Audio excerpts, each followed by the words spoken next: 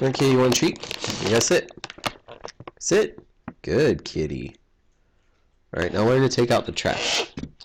Alright, so ladies and gents, today we're going to start talking about the muscles of the chest. Okay, so this is the second video that we're going to go over today. If you are starting with this video, you need to stop and go back and watch the muscles of the head and neck video. Okay, in that video is where I describe a lot of information about the stuff you need to know when it comes to doing these sheets. So by looking at the video, it'll make more sense as you watch what's going on in this one. Okay, so we're going to start by talking about the muscles of the chest. Okay, these are the major muscles. Think of them as being the superior muscles of the chest, so the upper part of the chest, and they're going to be on the kind of the superficial part on the anterior side. So they're going to be very close to the front. Right? There's a couple muscles that get a little bit deeper, so as I describe them, I'll say that they're a little bit deeper below other muscles, and that'll make more sense when we start dissecting the cat and resecting and taking back and folding over different muscles in the cat. Okay, so we'll start with the first muscle that we're going to describe. Okay, that muscle is the platysma. All right, the platysma is an interesting muscle. It is a sheet of muscle. So what it does is it actually, if you look here on your neck, all right, your platysma is going to run from its origin is down here on the in the ribs. Right, it goes up all the way to the mandible. So what it does is it forms this sheet, and it does a couple different things. All right, so the platysma, its origin point, all right, it's going to be, whoops.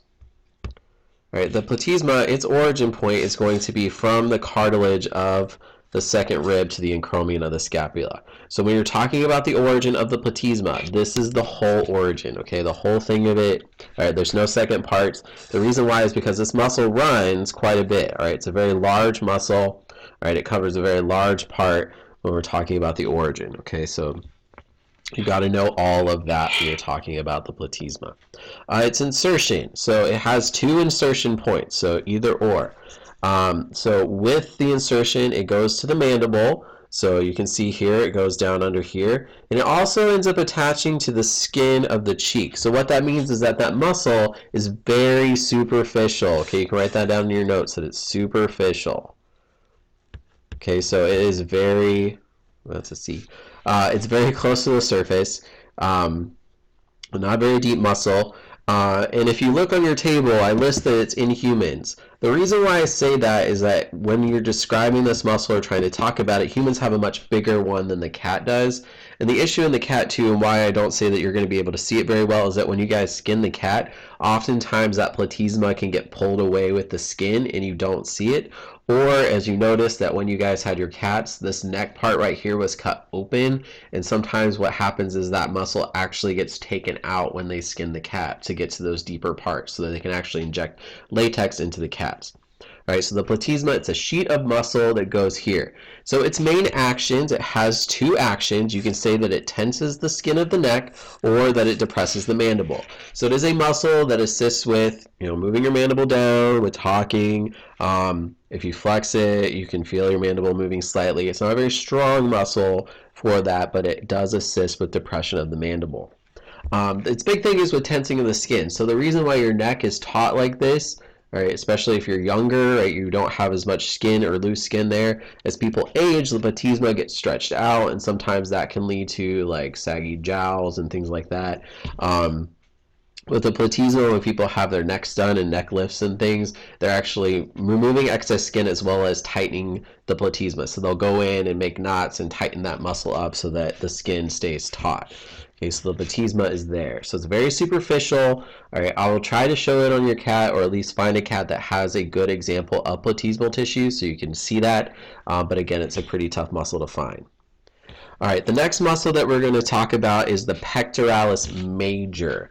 All right, so there are two pectoral muscles that you guys need to know, and those are the pectoralis major and minor. So the first one, pectoralis major. All right, so with the pectoralis major, right, again, as the name describes, it is big. All right, major muscles are large. Okay, and if there's a major muscle, chances are there's going to be a minor muscle. So anytime you have a major muscle, there will be a minor muscle. So with the pectoralis major, okay, its origin is cartilage of ribs 2 through 6 and the bodies of the sternum and clavicle. So if you look here, your pectoralis muscle goes through a very large origin point. Okay, so you could say either cartilage of the first ribs, or ribs 2 through 6, or you could say body of clavicle and sternum. Okay. The insertion. So your pectoralis muscle isn't so much a chest muscle as a muscle that moves your arm. Okay, so it's important for moving your humerus. So if you look at its insertion point, it's actually within the greater tubercle, or on the greater tubercle of the humerus. Okay, so here this picture goes down a little bit. So the in most this image is a little weird. It's towards the sulcus, but the greater tubercle, so it's going to be up here in this area. Okay, so the pectoralis major is going to go down that far. With the pectoralis major, its action, it does a lot of different things dealing with your shoulder. So it can assist with flexion, adduction, or medial rotation of the shoulder. So there are actually 3 different actions of the pectoralis major.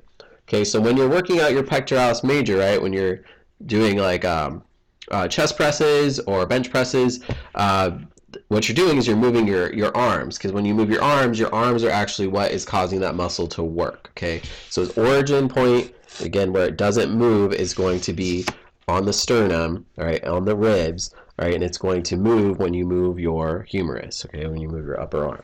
All right, so again, there are 3 possible actions for the pectoralis major. All right, so with the pectoralis major, we'll see this in the cat. The only thing is that in the cat, the pectoralis major is actually the smaller of the 2 muscles.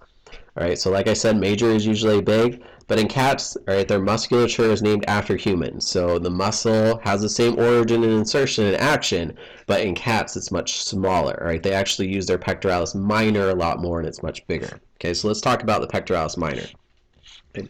So the pectoralis minor, all right, like its name implies, it's in humans, it's smaller than the pectoralis major. It's actually going to be a little bit underneath, so it is actually deep to the pectoralis major. So listen to this, deep to the pectoralis major. Okay, so you're going to have to move your pectoralis major a little bit to see this actual muscle. All right, so its origin point, it only has 1, so you have to know that information. So it's the anterior surfaces of ribs 3 through 5. So if you look here, 1, 2, this is 3, 4, and 5. Okay, so its origin points are here. All right, it inserts, if you look here, the coracoid process of the scapula. Okay, so it's going to actually go underneath here, clavicle, all right, coracoid process of the scapula.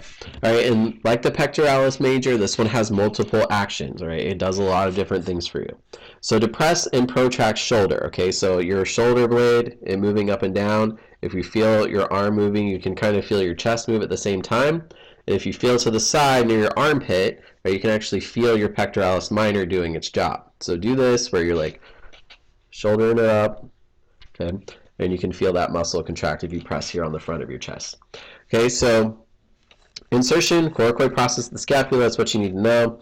All right, so because it's on the scapula, it's going to move your scapula. So it actually can rotate the scapula laterally and elevate ribs if your scapula is staying still. Okay, so if you actually can flex it, and you can feel that, if you feel in that area, you can force that to move, or you can feel it elevate your ribs. Okay. Xiphi humerales. Okay, this is one muscle that you guys are going to have to be able to identify in the cat that is not in a human. So Xiphi humerales is only in cats. So as the name implies, okay, Xiphi humerales, it starts, its origin is the xiphoid process of the sternum. So xiphoid process of the sternum.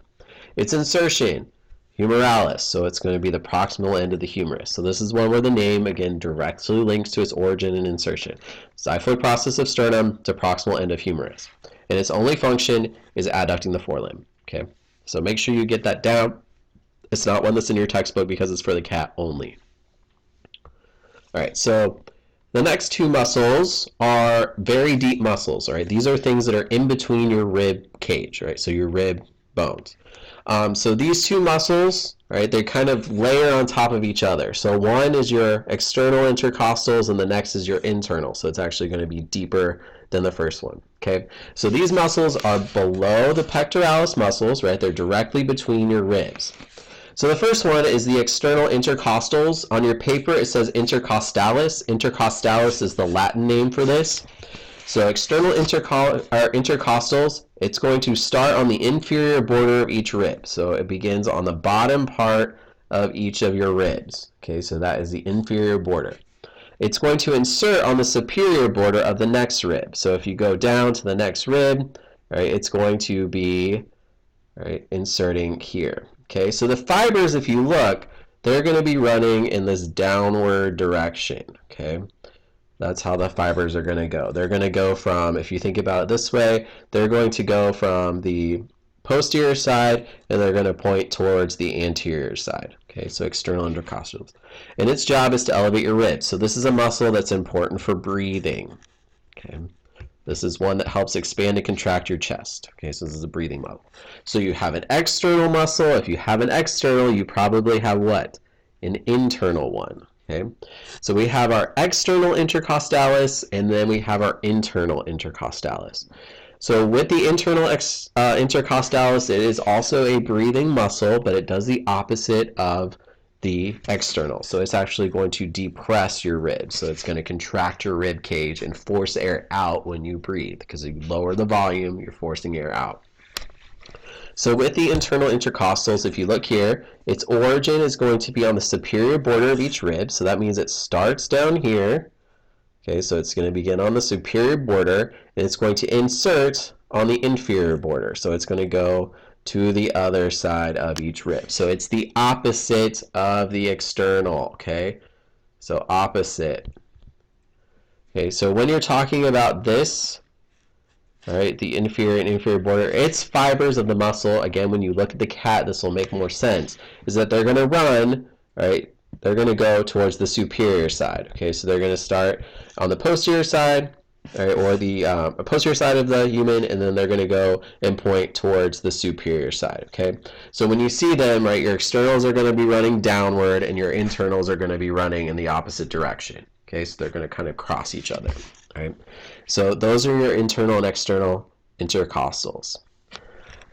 All right, the last muscle that we have here is one that's a little bit more towards the posterior side of your body, right? So it's going to be further to the side, and this is one that's very apparent on the cat, so it should be pretty easy to see. And that is your serratus anterior. So the serratus, if you want to write this down in your notes, it's because it's serrated. So have you guys seen like a serrated knife, right? The knife has all of those little zigzags on the end of it. That's why they call it the serratus anterior, because it looks like that. It's got these serrations, or these jagged points on the muscle, okay? Because it's going to attach an origin, and its original points or origin points are going to be on the anterior and superior margins of the ribs 1 through 9. So it's going to go all the way from the top here, and it's going to zigzag down around each of the ribs. And what it'll do is it'll insert, it'll actually go under your scapula. So see your scapula here, it's going to go under that, and it's going to attach the anterior surface of the vertebral border of scapula. So what it's going to do is actually going to go around to this underside of the scapula and attach here where that dotted line is in the image. Okay, it has 2 actions. Okay, so one or the other when you guys are describing the actions. So it can protract the shoulder, and it can adduct and immediately rotate the scapula upwards. Okay, so if you flex this, your scapula is going to rotate up. Okay, so it's going to rotate medially, so towards the midline. All right, and what it's going to do is it's going to protract the shoulder. So when you flex this muscle, your shoulder is going to come forward. Okay, so with the serratus anterior, again, it's got this serrated edge. Okay, that's how you can remember it, and it's on the front side, so anterior muscle. Okay. All right, so that is it for the chest muscles. Okay, so your practical is going to be over, your first one is going to be over the head and neck muscles as well as the muscles of the chest. So again, it's going to be a couple questions about all of these different parts. So I'm going to ask you to identify the muscle and then tell me one of these things. What's an origin, what's the insertion, or what is an action of the muscle? Okay, so go ahead and review your table. Make sure that you watch this again if you missed something so that you have that information there, right? And make sure that your information matches what I have on this PowerPoint, okay? So I will see you in the next video when you guys go over muscles that are going to be in the abdomen, so the abdominal muscles, right? So enjoy, keep studying.